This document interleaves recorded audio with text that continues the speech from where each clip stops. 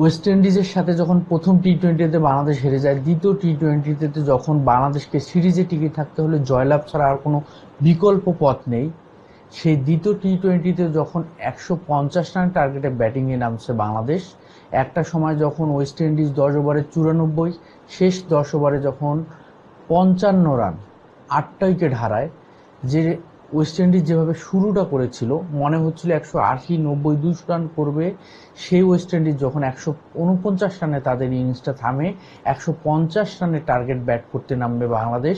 উইকেটের ধরনটা দেখে মনে হচ্ছিল বাংলাদেশ এই রানটা খুব সহজে শেষ করতে পারবে, কিন্তু বাংলাদেশের ব্যাটসম্যানদের গাফিলাতি, ইয়ার্কি মারা, মানে আপনার টিম কম্বিনেশন, মানে সিরিয়াসনেস না থাকা, গেম সেন্স না থাকার কারণে বাংলাদেশ এই ম্যাচটাতে 14 রানে পরাজিত হয়।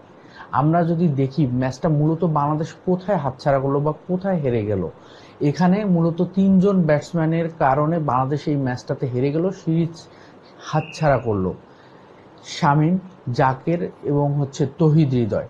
এখানে যদি আমি দেখি 8 থেকে 14 ওভার, এই 6 ওভারে বাংলাদেশের রান আসে 36 বলে 38 রান। এই 6 ওভারেই মূলত বাংলাদেশ ম্যাচটার মানে পুরোপুরি রিদমটা হারায়, মোমেন্টামটা হারায়। যদি আমরা দেখি 8 ওভার শেষে বাংলাদেশের 50 রান, 2 উইকেট, উইকেটে আছেন তানজিদ হাসান তামিম এবং তৌহিদ হৃদয়।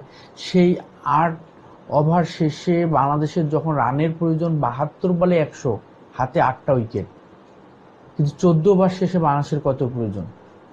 36 বলে 62 রান এবং বলের ব্যবধান কিন্তু 26। 28 থেকে এই 6 ওভারের মধ্যে বাংলাদেশের ব্যাটসম্যানরা খেলে রান এবং বলের ব্যবধান কমাতে পেরেছে মাত্র 2। এখানে যদি আমরা দেখি নবম ওভারে তানজিদ হাসান তামিম 3 বল খেলে করেন 8 রান, এবং সেখানে তৌহিদ হৃদয় 3 বল খেলে করেন 2 রান।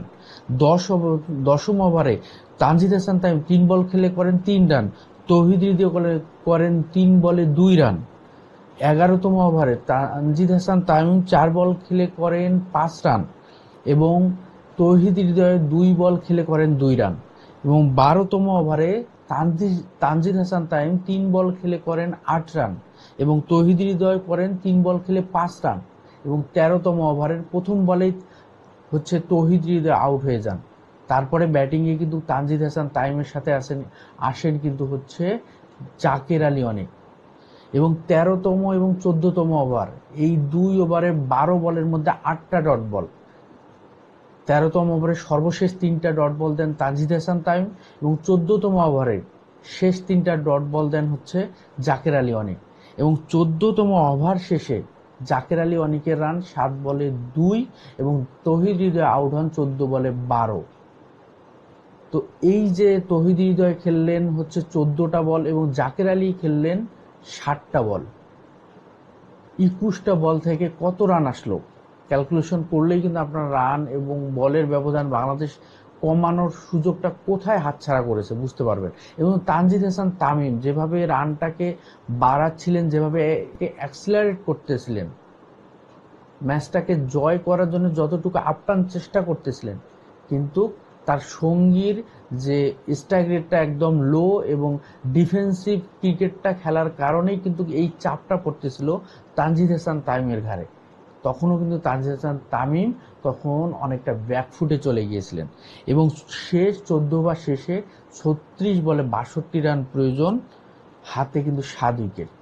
মূলত এই জায়গাটাতে বাংলাদেশ মূল রিদমটা হারিয়েছে এবং ম্যাচটা অনেক চাপে ফেলেছে, মানে প্রেশারটা আরো জটিলতম অবস্থায় নিয়ে গিয়েছে। এবং এখান থেকে যদি আমরা দেখি পরবর্তীতে জাকের আলী অনেক আরো 11টা বল খেলেছেন এবং সর্বশেষ তিনি 18 বলে 17 রান করে আউট হয়েছেন। তারপরে শামীম হোসেন পাটোয়ারি 2 বল খেলে 1 রান করে আউট হয়েছেন। ম্যাচটা মূলত এখানেই শেষ হয়েছে।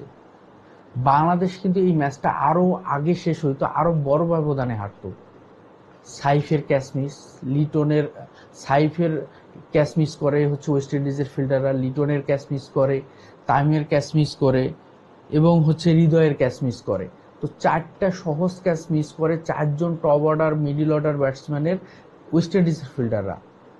হয়তোবা যদি মিস না করতো বাংলাদেশ 120 রানও করতে পারতো কিনা সেটাই কিন্তু প্রশ্ন থেকে। যখন ওয়েস্ট ইন্ডিজ দুর্দান্ত ব্যাট করতেছিলেন সেই সময় 106 রান থেকে 118 রানের মধ্যে, যখন 106 রান 2 উইকেট, 118 রান যখন 6 উইকেট পড়ে যায় ওয়েস্ট ইন্ডিজের, 12 রানের মধ্যে যখন তাদের 5টা উইকেটের পতন ঘটে, রিশাদ, নাসুম, মুস্তাফিজের দুর্দান্ত বোলিং তোপে, তখন ম্যাচটা যেভাবে কামব্যাক করে 149 রানের মধ্যে আটকায় ওয়েস্ট ইন্ডিজকে, এই উইকেটে 150 রান করতে বাংলাদেশকে ম্যাচটা হেরে যেতে হবে বা এতটা চ্যালেঞ্জের মুখে পড়তে হবে, সেটা কিন্তু অকল্পনীয়।